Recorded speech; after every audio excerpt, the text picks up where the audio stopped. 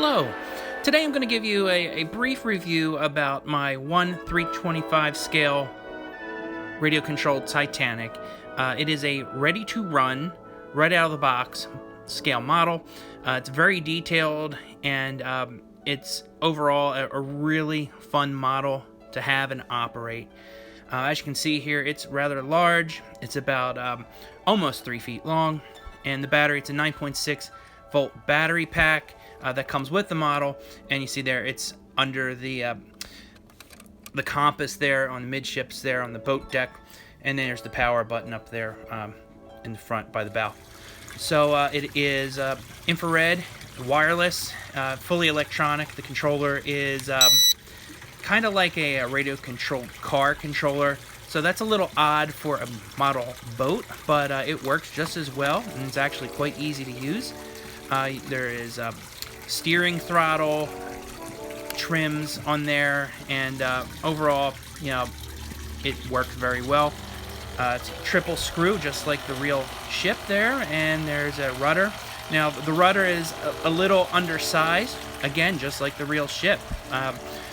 But unfortunately, that small rudder does make steering a little bit of an issue sometimes. It's hard to, depending on the size of your pool, to make a full circle.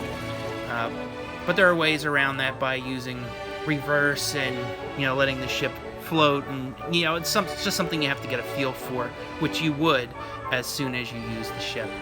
And again, here's another shot of the screws in operation there. The thrust that comes off of here is pretty realistic. It's a gentle but strong thrust that makes the ship operate realistically. You know, some scale models of large ships you might find online, you know, you'll buy a battleship and it goes as fast as a speedboat, and that's just not realistic.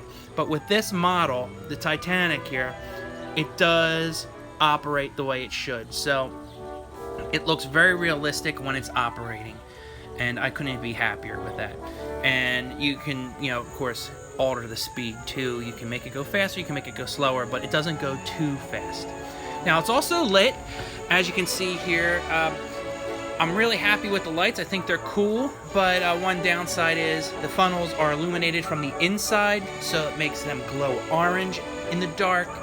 The real ship, lighting on the funnels would have been exterior illumination, so, you know, it's a toy, so take what you can get, but I'm fairly happy with how that looks.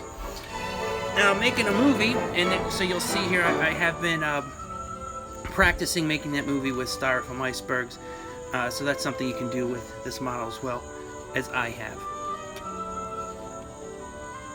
Now, I'd like to point out how easy this ship is to operate. I'm actually controlling the ship with my left hand and filming with my right, so it's very easy to use. Now, another fun thing about this ship is that momentum really can make this ship move. This ship here, in this scene, I just gave it a gentle push. It's not even powered yet. Now I turn the power on right there.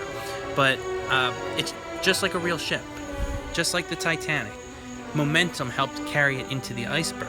So when you're operating the scale model, it's the same thing. There's a lot of weight to this model, but it's very buoyant. But once you get forward momentum going from those triple screws in the back, it's going to keep moving after you cut the power off. So, you know, that's something to keep in mind. It really does work realistically. Here's another close-up of the ship at night. Again, very happy with the detail. And, of course, here's me doing a scene from a movie that I'm making where I am going to hit the iceberg. And again, you know, the momentum, how you operate the ship, you really can do a lot with this model. So I've been very, very happy with it. So, where can you find a model like this? Well, mine came from online. Mine was purchased on Amazon probably about 2.5, maybe 3 years ago. It's still available on Amazon as of August 2019, and I'm sure some other online retailers have it. What you can expect to pay for something like this is approximately somewhere between maybe $120 to $150.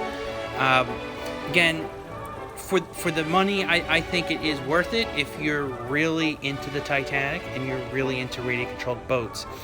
And, of course, if you have a pool.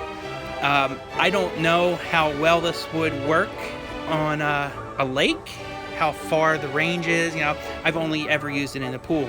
Now, I've seen other people online putting this in rivers and streams and such. I mean, you can find those views on YouTube, so, you know, that can give you a better idea if it's something you want to buy or not. But for my use, using it in a pool is absolutely perfect, and I couldn't be happier. So I just wanted to share that with you, and I'll let you know that this model is out there, and you get a lot for the money. So I'm happy with it, and just wanted to share it.